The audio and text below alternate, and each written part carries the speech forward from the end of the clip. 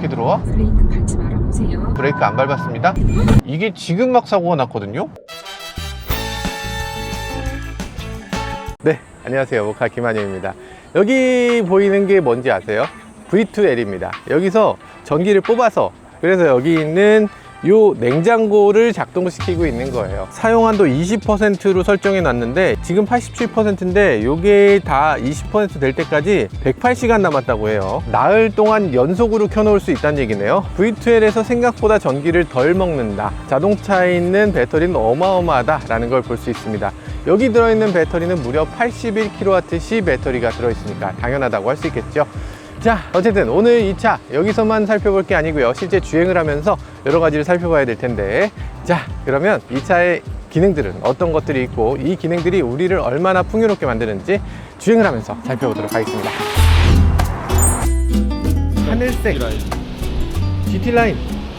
오, 우와, 이거 레이커스네.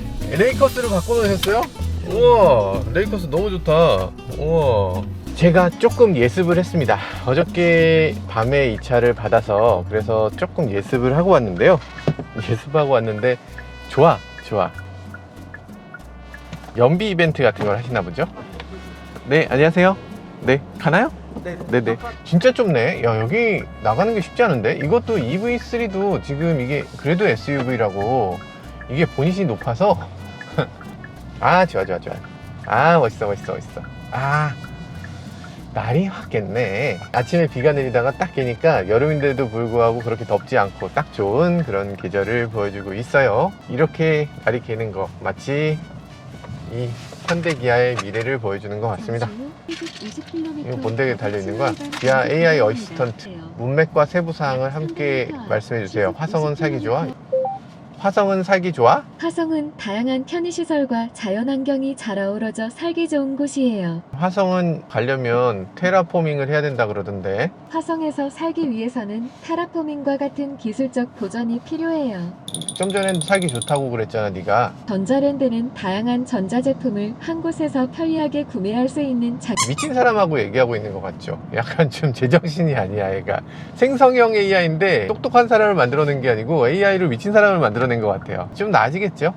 처음이니까 이해 부탁드려요. 자, 지금 주행 가는 거리 가이드가 떴습니다. 이거 굉장히 좋은 기능이라고 생각돼요. 이 주행 가는 거리 지금 489km라고 돼 있잖아요. 근데 거기에 맥스 685라고 뜹니다. 민 283이라고 떠요. 그러니까 네가 요 기준을 그냥 요거 그대로 받아들이지 말고 진짜 열심히 한번 운전해봐. 열심히 운전하면 너 685까지 갈 수 있단다 라는 걸 보여주는 거예요. 그런데 만약에 정말 험하게 운전하고 진짜 최악으로 운전해봐. 그러면 283km 밖에 못 가 라는 거죠. 어? 283km 나가? 야, 그러면 풀악셀 막 밟아야 되겠네. 원하시는 분들은 그렇게 하시면 된다는 거죠. 오! GT라인은 드라이브 모드가 여기 있네요. 저희 EV3는 여기에 있거든요. GT라인은 여기에 핸들 디자인도 조금 다르고, 그리고 드라이브 모드 위치도 다른 곳에 있네요. 일부가 좀 EV9보다 고급스러운 부분이 있네요. 그쵸, EV9보다 이런 것들은 더 고급이네 라는 느낌마저 드는 부분이 있어요. 샴페인 골드로 마감한 거, 이런 것들. EV9은 좀 플라스틱 감각이 너무 많이 느껴진다, 이런 얘기들도 하는데 납득됩니다. 그럴만 하죠.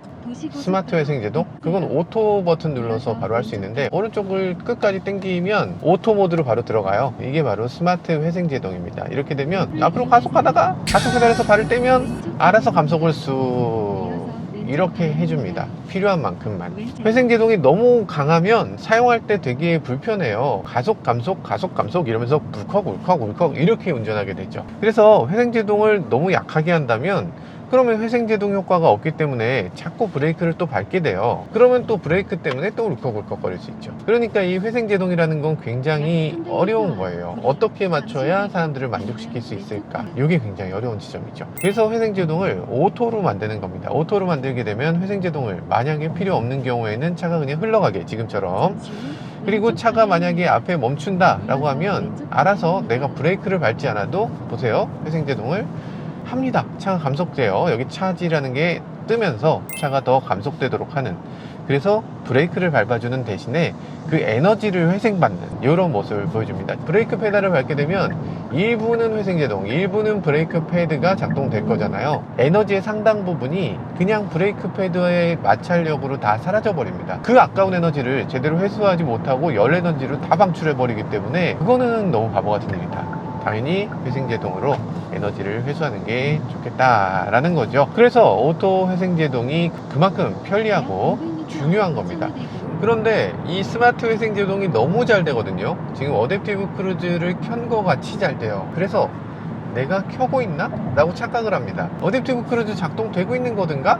그런데 아니거든요. 그래서 이 어댑티브 크루즈가 작동되지 않는다는 것을 인지를 할 수 있게 해줬으면 좋겠어요. 이게 지금 인지하기 조금 어렵습니다. 이렇게 돼야 켜진 건데 조금 까먹어. 이런 얘기를 하면 어떤 분들은 얘기하십니다. 아니 너나 까먹는 거지 우린 안 까먹어. 저도 사실 그렇게까지 까먹진 않아요. 근데 어떤 사람은 아차 싶을 거예요. 그 아차 하는 걸 막아주는 것이 자동차 회사에서 정말 중요한 일입니다. 페달 오인 사고, 그거 네가 오인한 거잖아, 네 잘못이야, 우린 아무 잘못이 없어 라고 하면 이 얘기는 끝이 안 날 겁니다. 페달 오인 사고가 벌어지는 걸 인정하고 오인 가능성이 있게 만들었다라는 거 인정하고 누가 주체가 됐든 그런 사고가 더 이상 안 나도록 만들어야죠. 마찬가지로 이 어댑티브 크루즈 같은 것도 지금 인지하기 조금 어려운 부분이 있는데 요거를 인지하기 쉽도록 만드는 거, 요거 자동차 회사들이 꼭 해줘야 될 그런 일이라는 생각이 드네요. 자, 코너를 제대로 돌아주는지 한번 보도록 하죠. 램프거든요. 램프에서 제대로 될까요? 주의 운전하십시오. 갑자기 꺼집니다. 꺼져서 안 돼. 회생제동 같은 경우는 지금 스마트 회생제동이잖아요. 스마트 회생제동이어서 알아서 감속이 더 됐습니다. 코너로 들어가는 순간에 감속을 더 많이 해주는 기능이 들어있어요. 회생제동이 이제는 정말 많은 것들을 해준다. 과속방지 카메라라든지 구분길이라든지 뭐 이런 등등등의 여러 가지 상황들을 다 인지해요. 그래서 거기에 맞춰서 감속을 더 강하게 해줍니다. 운전자가 할 일이 점점 줄어드는 거예요. 자, 어쨌든 앞차와의 거리를 설정하고 어댑티브 크루즈를 켜면, 예전에는 이 도와주는 장치지만 정말 많은 부분을 도와주니까 이게 반자율주행이다 이런 표현을 제가 썼던 기억이 있는데, 어디까지나 보조장치지 자율주행도 아니고 반자율주행도 아니다, 이거는 그냥 도와주는 장치다 라는 걸 계속 말씀드려야 될 것 같아요. 자, 주행 가는 거리는 464km, 뭐 644km는 뭐 택도 없을 것 같아요. 대체 어떻게 하면 644를 갈 수 있나? 에어컨을 끄고 493으로 늘어났죠. 드라이브 모드는 이코로 바꿔야죠. 524가 됐어요. 훅 늘어나죠. 아, 최대는 715야. 여기서 네가 운전을 잘하면 715까지 갈 수 있단다 라는 걸 보여주고 있네요. 야, 맥스도 바뀌는구나. 715까지 가려면 아마 정속주행을 정말 살금살금 해야 되겠죠. 이 차는 지금 19인치 휠을 끼고 있기 때문에 이 차의 원래 공식 주행거리가 478km입니다 478km짜리 자동차인데, 근데 주행을 일단 해보면 500km가 넘는다니. 야, 배터리는 81.4kWh 배터리가 들어가 있어서 이렇게 장거리를 주행하는데 문제없는 정도의 에너지를 갖고 있는 걸 알 수 있습니다. 에어컨을 작동시켰더니 주행거리가 20km 정도 줄어드네요. 5%도 안 되는 정도밖에 안 줄어드네요. 이게 신기합니다. 에어컨을 빵빵하게 틀었는데 에어컨을 온도를 더 낮춰볼까요? 온도를 더 낮추면 그래도 5%. 그럼 히터를 틀면 어떻게 될까요? 히터 틀면, 히터는 괜찮네. 이게 재밌는 지점이죠. 예전 같으면 한 여름에도 히터를 틀면 주행거리가 짧아졌어요. 왜냐하면 히터를 틀면 열선이 어쨌든 작동되거든. PTC라고 해서 열을 내는 소자가 작동이 돼야지만 히터를 작동시킬 수 있는 거예요. 근데 지금 이 차는 그런 방식이 아닙니다. 이 차는 히트펌프를 사용하고 있어서 한 겨울에도 밖에 있는 열을 가지고서 열을 만들어낼 수 있고, 말이 안 되는 것 같아요. 영하도 사실 우리가 0보다 더 아래 이렇게 생각하기 쉽지만, 사실 이거 켈빈 온도로 생각해보면 마이너스 273도가 0이라고 생각해 놓으면, 그러면 영하 10도는 260도예요 온도가 꽤 있는 겁니다. 그러니까 한겨울에도 생각해보면 꺼내 쓸 수 있는 열이 얼마든지 있는 겁니다. 지금 이 차에 히트펌프가 그런 식으로 효율이 좋은 히트펌프가 들어있어서 아마도 많은 분들이 장거리를 갈 때 에어컨 때문에 답답하다 이런 얘기는 하지 않을 것 같습니다. 자, 그래서 지금 이 차는 너무나 시원하게 장거리를 가면서도 주행거리에 손실을 보지 않고 잘 가고 있고요. 89% 밖에 없는데 주행거리가 480km. 이 정도면은 우리나라 주행거리 테스트가 너무 가혹한 게 아닌가 라는 생각이 살짝 들긴 합니다. 자, 차선을 바꿔줍니다. 어떻게 바꿔줍니까? 자동으로 바꿔줍니다. 이렇게 핸들 자동 조향 기능이 이렇게 작동되는데 깜빡이도 알아서 꺼줘요. 핸들 잡으십시오 떴는데 핸들을 건드리기만 해도 핸들을 잡았다고 인지합니다. 여기 핸돈 디텍션이 있다는 얘기죠. 뭐 그냥 갖출 수 있는 건 다 갖추고 있어. 이걸 이렇게 들어와?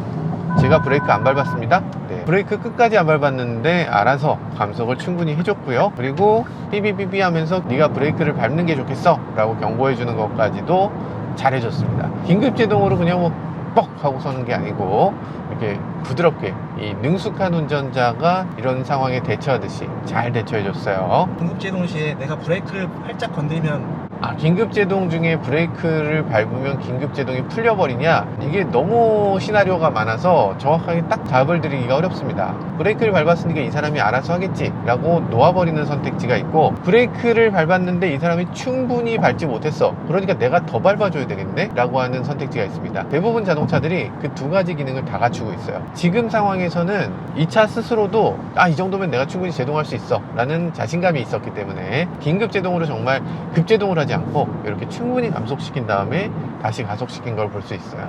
자, 아무튼 지금 이 자동차에는 여러 가지 시나리오가 있고, 그 중에 어떤 식으로 작동시켰을 때 이게 작동이 안 됐어요 라고 하는 경우, 그런 경우도 많습니다. 그러니까 이건 어디까지나 보조장치고 정말 모든 상황을 다 대처한 시나리오는 없어요.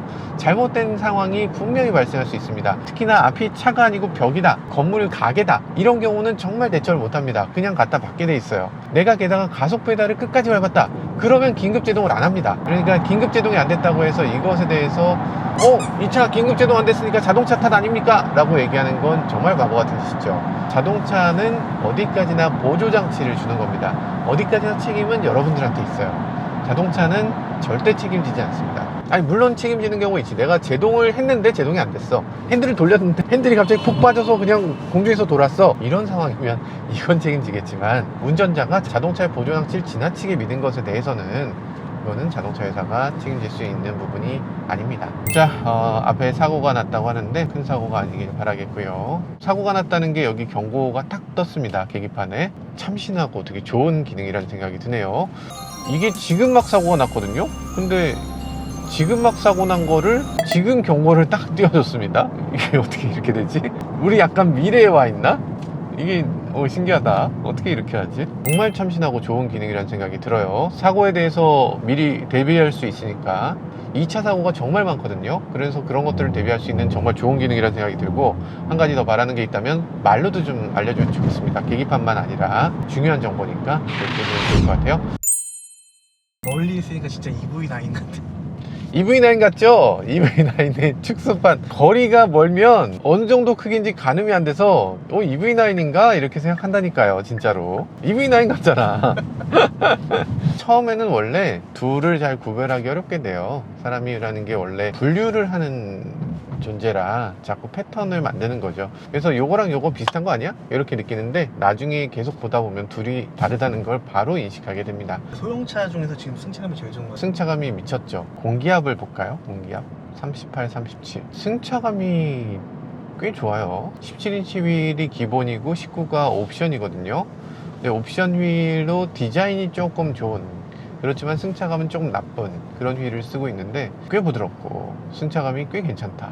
코너 돌 때 꽤 잘 잡아주고, 과속 방지턱 넘을 때 꽤 괜찮아요. 괜찮죠? 특히 넘었을 때가 되게 좋아요. 넘는 그 중간보다 넘고 나서가 잘 돼 있어요. 이것이 바로 주파수 감응형 댐퍼의 힘일 텐데, 주파수 감응형 댐퍼라는 건 어떤 겁니까? 이런 식으로 클 때, 주파수가 낮을 때 이때는 좀 풀어주고, 그리고 이렇게 고속으로 갈 때, 좀 안정적일 때는 조금 더 잡아주는 그런 댐퍼를 갖고 있다는 겁니다. 부드럽게 받아주다가 단단하게 됐다가 도로 상황에 맞춰서 조금씩 다르게 해줄 수 있는 기능이 있다는 겁니다. 그런데 이게 뭐 전자적으로 가변 댐퍼를 하거나 그런 것들하고는 큰 차이가 있겠지만, 기존에 있었던 서스펜션보다는 상당히 좋아졌다 라는 생각이 드네요.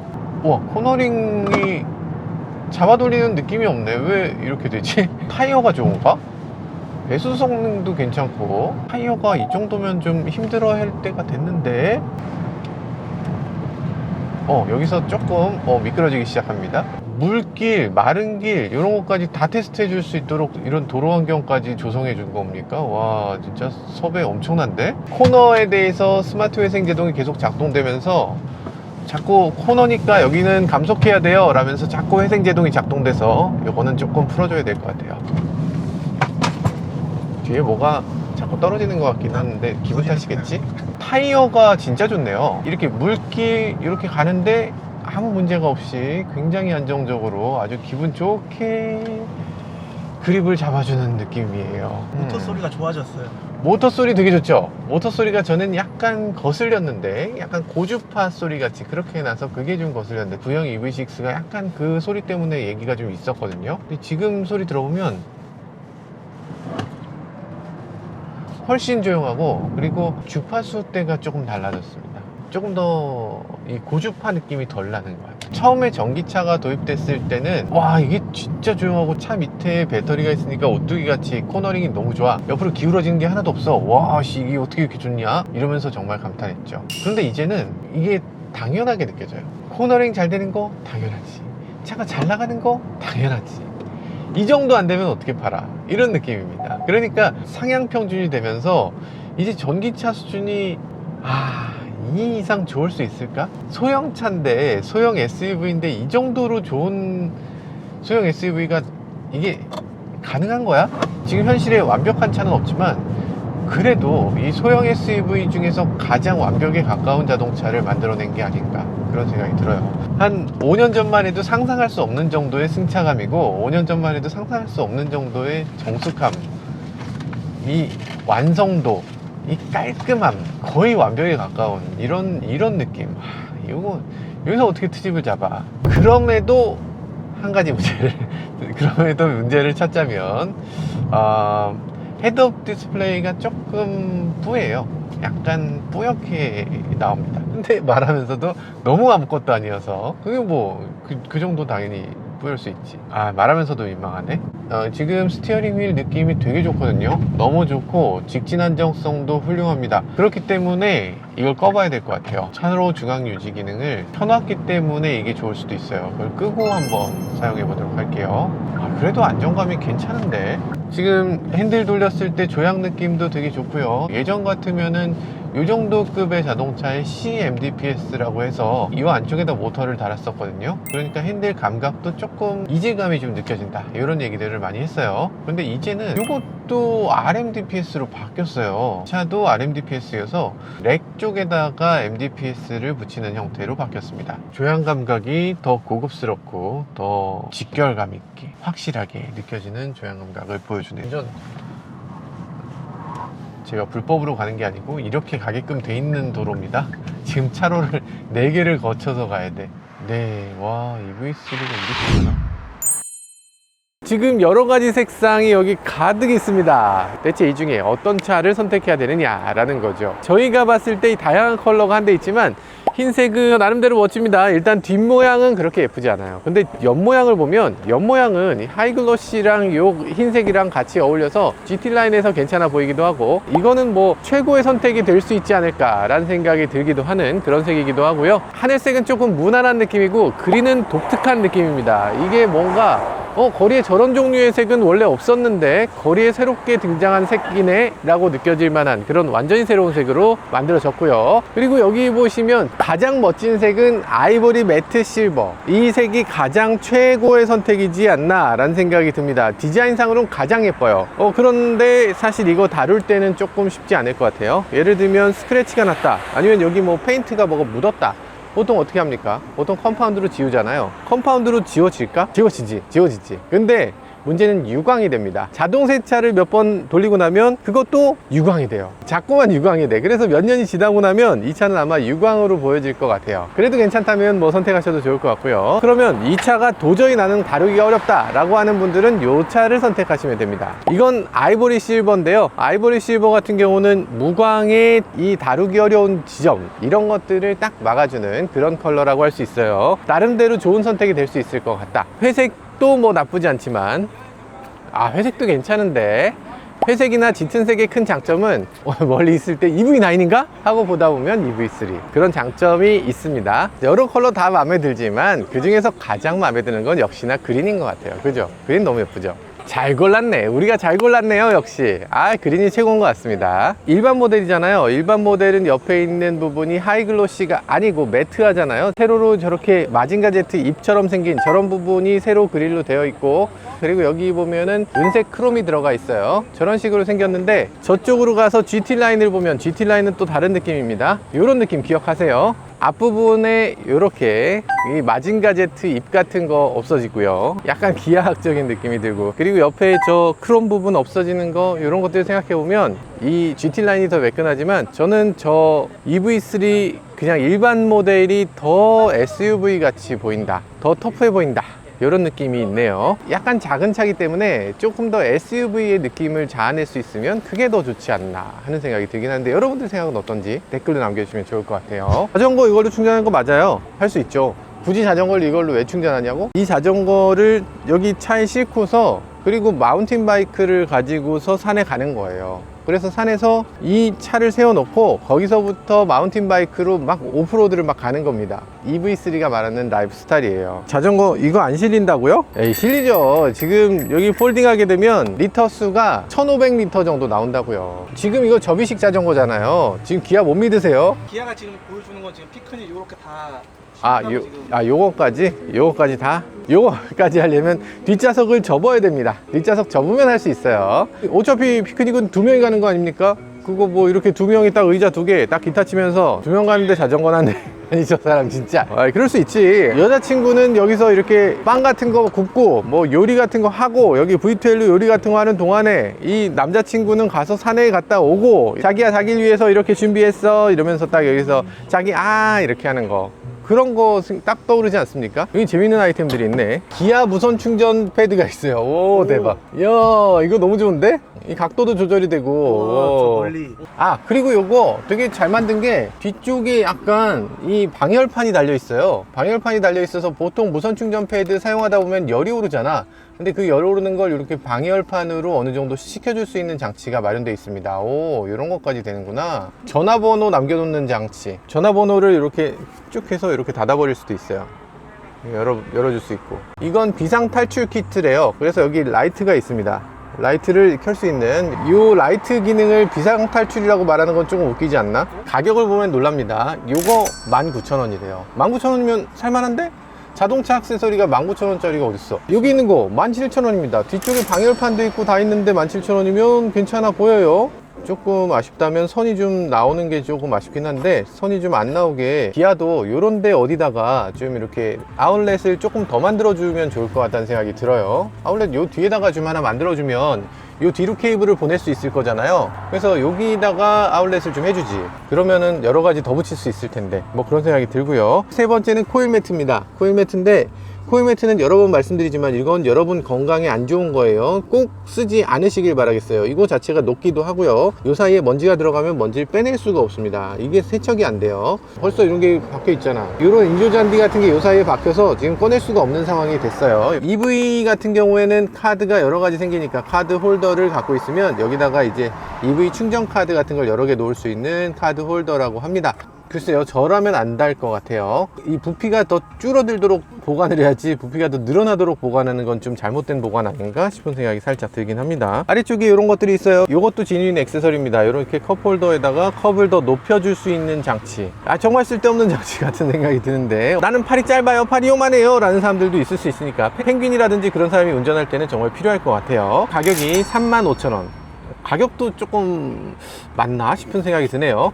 이 스탠리 컵, 요거 대박이지 않습니까? 요거는 지니인 액세서리가 아니야. 요거 스탠리 기아에서 지니인 액세서리를 팔면 좋았을 텐데, 요거는 스타벅스 액세서리입니다. 저는 이 수납함을 만들어 봐서 하는데, 이 수납함을 만들기가 쉽지가 않아요. 어떤 재질로 해야 될지도 고민이고, 그리고 여기다가 수납할 수 있는 공간을 얼만큼 뚫어야 될지에 대해서도 정말 고민이 많을 겁니다.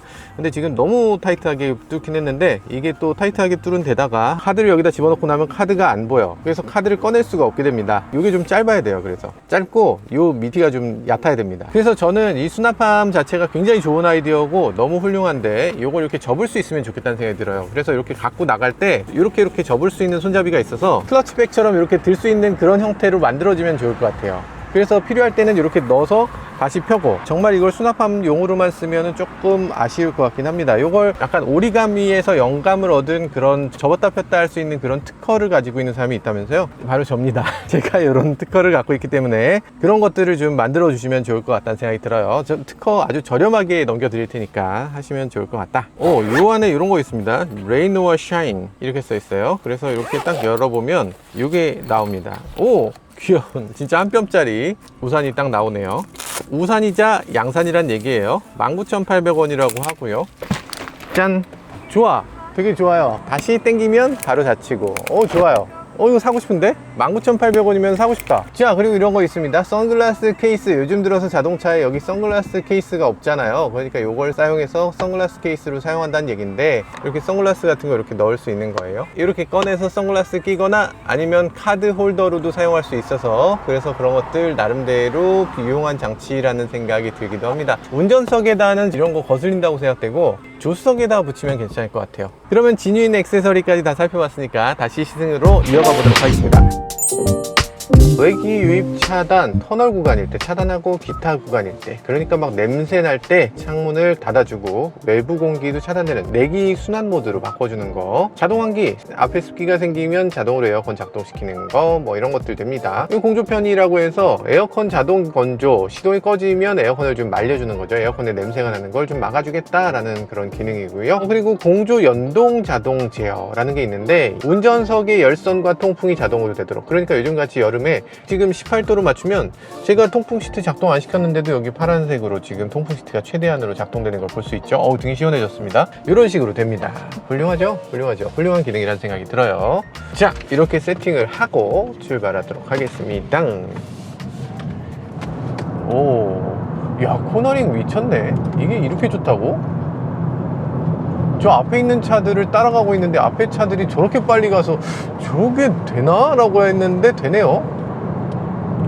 알아서 지금 전 브레이크 안 밟았어요. 어댑티브 크루즈도 안 켰습니다. 그냥 알아서 감속을 이렇게 한 거예요. EV6보다 똑똑하죠. 당연히 비교가 안 될 정도로 훨씬 똑똑하네요. EV9하고 비교해도 훨씬 똑똑합니다. 여기가 처음 들어간 거예요? 3.0이? 3.0 처음 들어간 거죠. 그러니까 지금 이게 솔직히 말해서 저는 전기차가 나오는 게 자동차 업계들에게 재앙인 것 같아요. 지금 뭐 M3, M4, M5 뭐 이런 엄청난 자동차들, 그게 뭐, 아니 뭐 출력이 500마력, 그게 뭐 출력 700마력, 그게 뭐 우린 1000마력인데 이래버리는 거예요. 그럼 1000마력 자동차를 사면 정말 나의 드림카가 될 수 있는가? 아니요. 지금 샤오미가 내놨다는 SU7 같은 경우에 지금 마력수로 1500마력을 얘기하고 있습니다. 뭐 뻥일 가능성이 뭐 되게 높다고 하지만, 그래도 그게 진짜 택도 없는 뻥은 아닐 거 아니에요. 그러니까 이런 느낌이 드는 거예요. 예를 들면 아이폰 같은 경우에 내가 아이폰 15를 갖고 있다고 해서 10년은 써야지, 이런 생각 듭니까? 안 들잖아요. 자동차도 그렇습니다. 자동차도 지금 점점점 좋아지고 예전과는 비교가 안 되는 정도로 엄청나게 좋아져요. 그래서 지금 좋아진 이 EV3는 너무나 좋아졌지만, 그렇기 때문에 역설적으로 와, 이걸 사면 안 될 것 같은데? 라는 생각이 드는 거예요. 이 다음 건 더 좋아질 것 같으니까.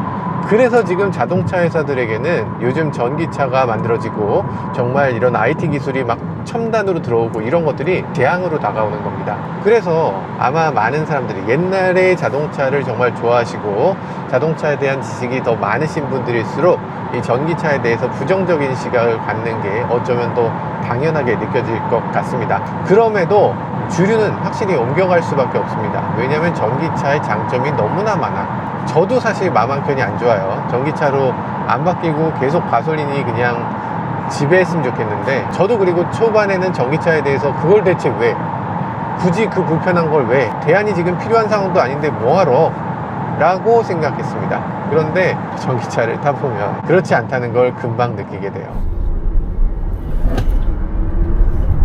이 버튼 눌렀을 때 뭐가 들어오게 하면 좋을까요? 이 사용자님들의 이 즐겨찾기 버튼, 지금 한 번 눌렀을 때랑 두 번 눌렀을 때랑 좀 이런 거 해주면 좋을 것 같은데, 즐겨찾기 버튼이 하나밖에 없어서 좀 섭섭하긴 하거든요. 그리고 한 번 눌렀을 때 즐겨찾기 기능을 좀 다양한 것들을 할 수 있으면 좋겠어요. 사용자 버튼 별 누르면 지금 할 수 있는 게 4가지, 5가지, 많이 있네. 많이 있네. 엄청 많네. 이 버튼으로 뭘 해야 되나? 저는 맵을 자주 씁니다. 다시 이런 상태에서 이 버튼 누르면 바로 지도가 딱 뜨는 거죠. 뭐 이것저것 하다 보면 딴 데로 넘어갈 때 있습니다. 미디어 누른 상태에서 잠깐만, 나 지금 빨리 봐야 되는데 이 다음에 어디로 빠져야 되는 거야? 이런 상황에서 버튼 누르면 바로 딱 맵이 뜨게, 저는 이렇게 세팅을 많이 해놔요.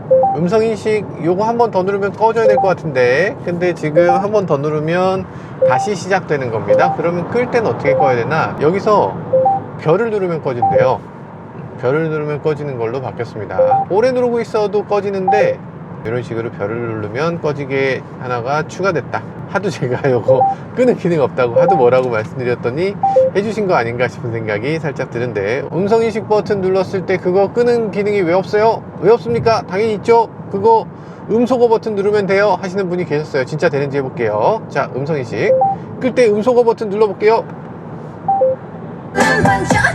네, 그러니까 음소거 버튼을 누르면 음소거 됐던 게 풀리기 때문에 음악이 갑자기 나오죠. 그래서 그거는 쓸 수 없다. 쾌적한 실내 환경을 위해 외부 공기를 차단합니다. 떴습니다. 창문도 닫아버려요. 내가 열려고 했는데 닫아? 여기서 창문을 요 정도 열어. 창문 열고 가니까 좋네. 이렇게 좋네 하고 가다가 여기서 터널이 나타납니다. 그럼 지가 닫아요. 뭐야, 난 닫고 싶지 않았는데 갑자기 지 맘대로 닫고 난리야? 라고 생각할 수 있잖아요. 그렇지만 외부에 가스라든지 이런 것들이 들어오지 않도록 하는 그런 아주 첨단 기능이라고 할 수 있습니다. 아까 내가 창문을 얼마나 열었는지 정확하게 기억했다가 이렇게 터널이 지나면 바로 열어줘요. 내 창문을 다 정확하게 딱 거기까지 열어줍니다. 훌륭합니다. 훌륭해요. 외부 공기 차단하고 열고 온도 조절하고, 운전자가 하는 거라고는 뭐 어디로 갈지 목적지 입력하는 정도? 그것도 이제 말로 할 수 있어. 역사적으로 운전이라는 게 요즘처럼 편해진 시기가 있었나 싶죠. 조금 있으면 저는 뭐를 시승해야 되나 싶은 생각이 들어요. 이제는 진짜 머지않은 것 같아요. 이 발전 속도를 봤을 때 제가 10년 전에 자동차 시승할 때와 지금 자동차 시승할 때는 아예 자세 자체가 다르거든요. 10년 전에는 이렇게 딱 앉아서 핸들을 막 이러면서 지금 코너를 돌면 엄청난 느낌이 듭니다. 와, 이런 느낌으로 텐션이 막 어마어마한 상태로 막 레이스 하듯이 시승을 했어요. 근데 지금은 뭐 차가 잘 가네요. 뭐 편안하네요. 느긋해요. 좋아요. 승차감이 좋고 뭐 어떻습니다. 뭐 이런 거잖아요. 그러니까 지금 완전히 세상이 바뀌었다는 얘기죠.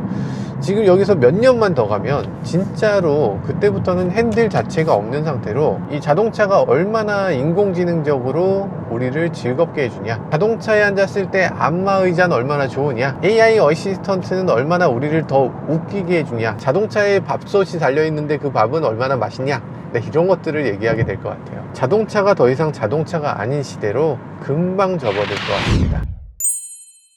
나 구단 LA 레이커스 싫어 라고 하면 다른 걸로 바꿀 수도 있습니다. 디스플레이 테마 들어왔는데요. 여기 재밌습니다. 차량 디스플레이에 디스플레이 테마를 적용할 수 있습니다. QR코드로 접속해 다양한 상품을 설정해 보십시오. 이렇게 된다고? 와, 멋있는데? 와, 완전 멋있는데? 우와, 세상에. 이야, 진짜 멋있네. 근데 이걸 누르다가 보니까 내가 지금 몰고 있는 차가 뭔지 잠깐 헷갈렸어요. 내가 몰고 있는 차가 EV9인 것 같아. 느낌이 그렇게 느껴집니다. 이게 너무 크고 너무나 차가 육중하게 잘 만들어졌고, 그래서 시카고 불스 다운로드가 완료됐습니다. 이런 식으로 바뀌어. 좋은데? 사실 뭐 NBA 팀이 이 테마로 들어온다, 요거에 대해서는 뭐 크게 라고 생각하시는 분들도 계실 것 같아요. 그렇지만 이렇게 NBA 팀이 된다는 거는 다른 팀들도 된다는 거잖아요. 야구팀도 될 수 있습니다. 축구팀도 될 수 있겠죠. 그리고 팀이 아니더라도 될 수 있다는 거잖아요. 뉴진스라든지 아일리시라든지 뭐 이런 걸그룹 테마도 있을 수 있습니다. 여기에다가 이렇게 뭐 걸그룹들이 여기 서 있을 수도 있지. 가능하지 않습니까? 너무 좋을 것 같은데? 자, 지금 EV3 2대를 놔두고 있는데요. 아니고요. EV9과 EV3 이렇게 두 가지가 있는데 뭔가 공통점이 좀 있는 것 같네. 상당히 비슷한 느낌이 들죠. 주행할 때 보면 이렇습니다. 거의 비슷한 느낌. 같은 점을 찾아보면 단 하나도 없거든요. 모든 면이 다 달라. 그런데 이상하게 비슷하다는 느낌이 드는 두 차입니다. 이게 패밀리 룩이라는 거죠. 전혀 다르지만 같은 이미지를 갖는 거. 그렇지만 나란히 놓고 보면 확실히 규모 차이가 느껴지시죠? EV9은 상당히 큰 차고 EV3는 그에 비하면 한참 작은 귀여운 느낌이 드는 차잖아요. 자, 그러면 EV3의 수납 공간도 정말 그렇게 귀엽기만 한 건지 자그마한 건지 한번 살펴보도록 하죠. 한 번에 딱 열리면 좋겠는데 EV9과 다르게 얘는 옆에 이렇게 젖혀야지 열리고요. EV9은 전동이기 때문에 전동으로 원격에서 열어줄 수도 있고 이렇게 그냥 열면 열려요. 조금 더 낫죠.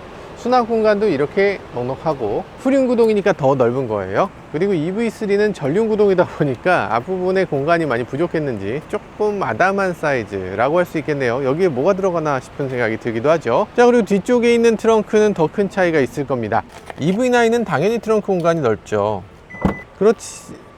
오, 3열까지 눕혀놓으면 이건 너무 넓어지고 3열을 만약에 세운다고 해도 이 정도 공간이 나옵니다. EV3 같은 경우는 상대적으로 작겠죠. 오! 생각보다 넓은데? 그런 정도로 생각하니까 생각보다 넓어. 물론 3열이 없으니까 이 정도 공간이 나오는 거고요. 그리고 여기서 보면 아래쪽에 공간이 더 있습니다. 그 공간에는 소화기 끼워주고요, 기아 V12 어댑터 끼워주고요, 타이어 수리 키트 색깔이 좀 바뀌었네요. 조금 더 예쁜 색깔로 바뀌었어요. 요거 바꿔주면 요것도 좀 바꿔주지. 아래쪽에 수납 공간을 나는 더 쓸 거야 라고 하면 한 단 더 낮추면 됩니다. 그럼 이렇게 더 넓은 공간을 만들 수 있다. 상당한 크기죠. 여기 숙달된 조교 들어가서 앉아보도록 하겠습니다. 숙달된 조교가 앉을만한 공간이네요. 여기 한번 닫아볼게요.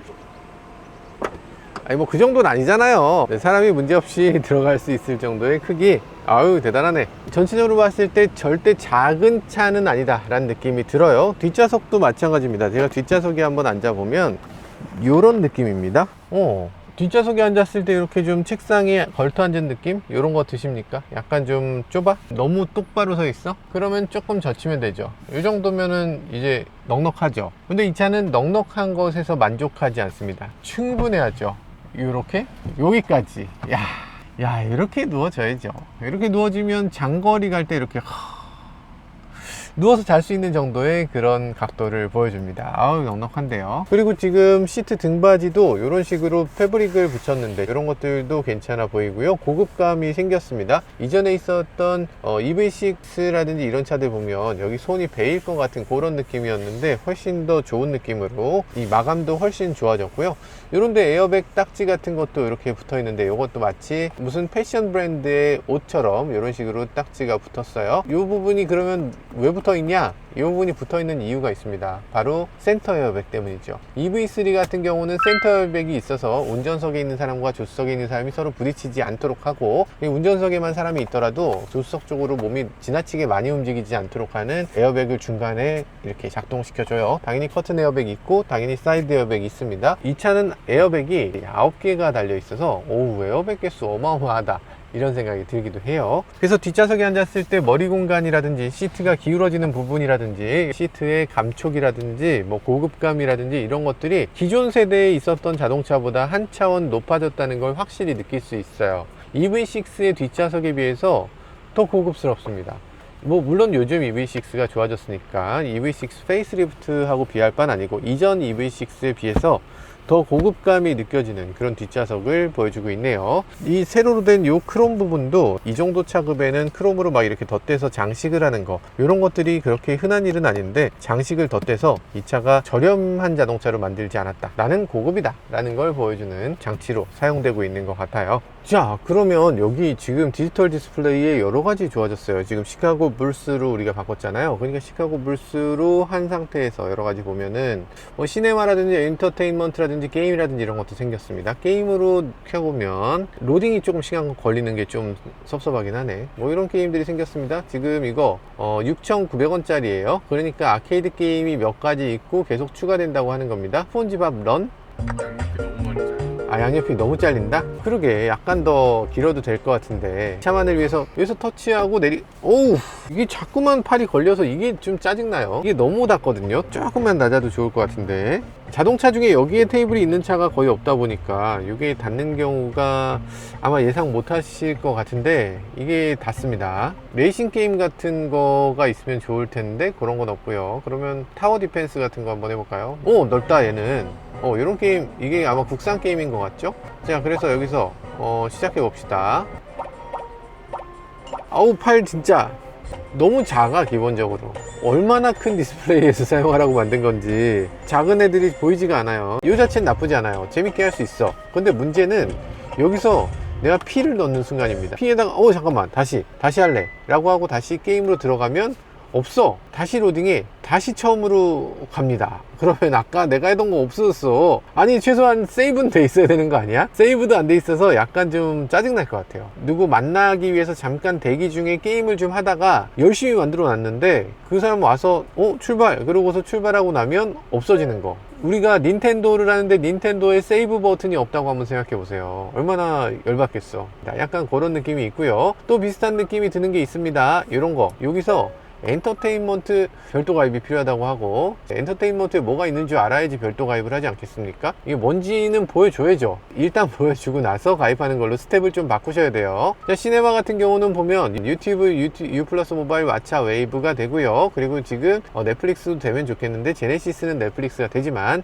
안타깝지만 여기는 넷플릭스가 되진 않습니다. 자, 거기서 유튜브를 눌러보면 오, 와이드한 거 봐. 오, 넓어. 유튜브에 어떤 영상을 보느냐에 따라서 아마도 넓은 화면을 볼 수 있겠죠. 근데 유튜브 앱이 아니라 유튜브 웹을 보여줍니다. 그래서 살짝 아쉽긴 해요. PC로 유튜브를 보는 것 같은 그런 그림으로 보여지네요. 그래요. EV3 출고 생방송 같은 거나 볼까요? 아, 벌써부터 재밌네요. 그죠?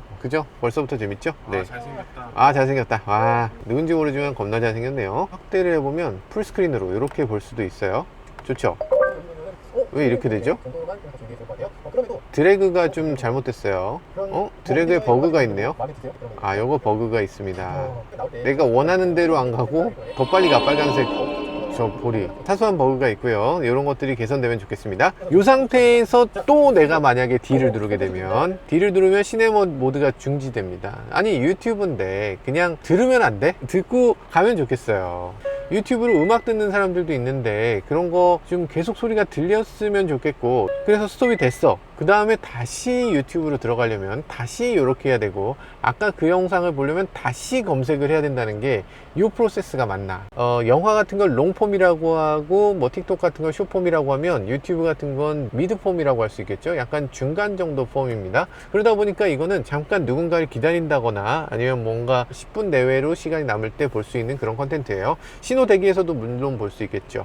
그러면 신호대기에서 유튜브를 보다가 내가 잠깐 출발해야 되는 상황이 벌어졌을 때, 그때는 소리를 좀 들려주도록 해주면 참 좋겠습니다. 누군가가 이런 거 결정을 좀 잘해주시면 좋겠다는 생각이 듭니다. 그리고 이거 굉장히 지금 복잡하거든요. 여기서 만약에 DMB를 보겠다라고 하면 DMB 여러분들 못 보세요. 왜 못 보냐면 여기 없거든. DMB를 보려면 어떻게 됩니까? 미디어 버튼 누른 다음에 요 밑에 있는 메뉴 중에 하나가 DMB입니다. 이 중에 어떤 게 DMB인지 알 수 있으세요? 굉장히 어렵습니다. 이게 왜 이런 인터페이스를 가는지 모르겠어요. 여기 미디어에 요게 DMB예요. DMB로 KBS 스타를 들을 수 있어요.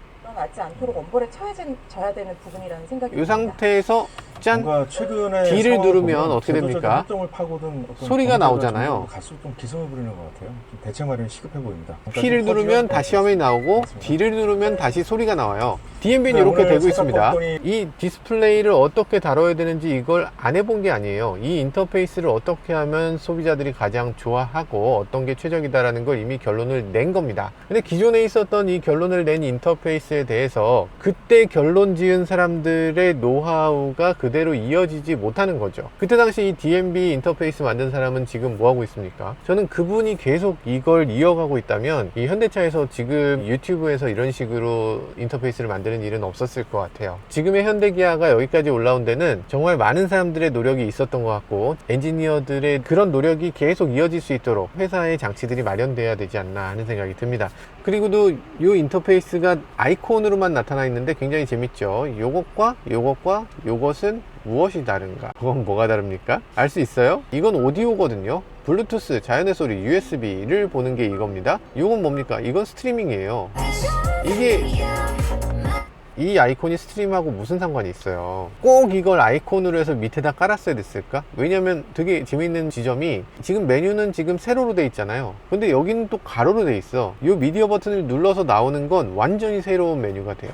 이 홈하고 이 메뉴 인터페이스가 완전히 다릅니다. 가로로 이렇게 버튼이잖아. 이렇게 여러 개의 버튼이잖아. 이 인터페이스 그대로 가야지. 짝의 인터페이스가 전혀 다른 형태로 바뀐다는 게 이게 맞나? 일반인들이 적응하기 굉장히 어려울 것 같은 그런 생각이 듭니다. 원하는 걸 찾기가 너무 힘들어요. 물론 잘 만드셨는데 인터페이스를 좀 통일성 있게 해줘야 사람들이 원하는 것들을 제대로 찾을 수 있을 걸로 생각됩니다. 많이 살펴봤으니까 다시 주행을 해보도록 하겠습니다. 주행을 하면서 좀 더 자세히 살펴보도록 하겠습니다. 출발!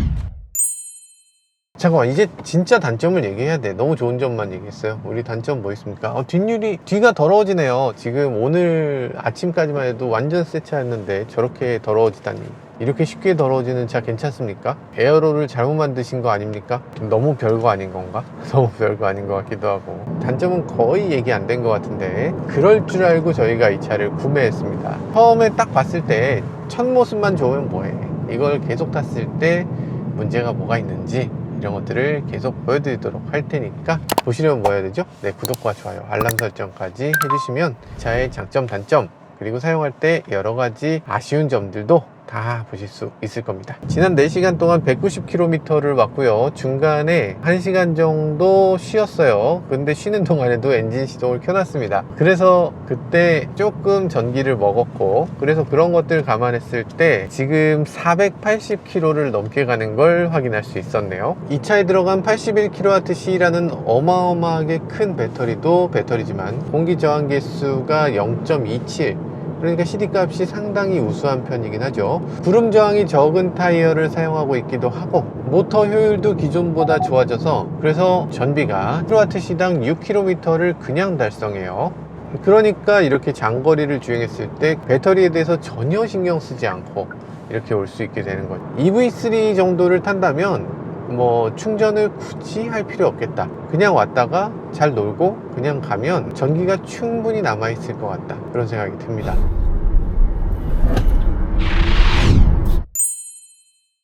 요거 좀 그렇다.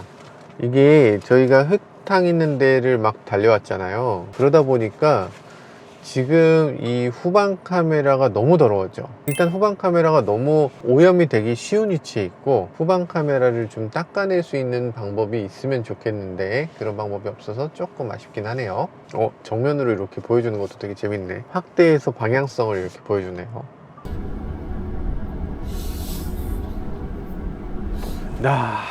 진짜 훌륭합니다. 훌륭해요. 정말 상품성으로는 이제 끝이지 않나. 이 이상의 상품성이 만들어질 수 있을까? 그리고 이 이상 어떤 것이 더 좋아져야 되는가에 대해서도 더 이상 얘기하기 힘든 시기가 된 것 같습니다. 이젠 갖출 건 정말 다 갖췄다. 달리는 느낌이라든지 승차감이라든지 이 장거리를 갈 때 편안하게 느껴지는 점, 그리고 각종 기능들, 이런 모든 것에서 상당한 만족감을 줬고요. 그럼에도 아쉬운 점이 없지 않아 있었는데 소프트웨어에 대한 전략, 이런 것들이 조금 부족하다는 느낌도 있었는데요. 물론 지금은 시작이니까 앞으로 이게 얼마나 더 좋아지게 될지 이런 것들도 기대해보는 재미가 있는 것 같습니다. 기존처럼 자동차를 그냥 사면 끝이 아니라 이제 자동차가 스스로 조금씩 발전하는 모습을 보게 된다는 것, 그런 것들이 앞으로 자동차를 바라보는 또 색다른 관점이 될 수 있을 거란 생각도 드네요. 지금까지 저는 모카 김한용이었습니다. 감사합니다.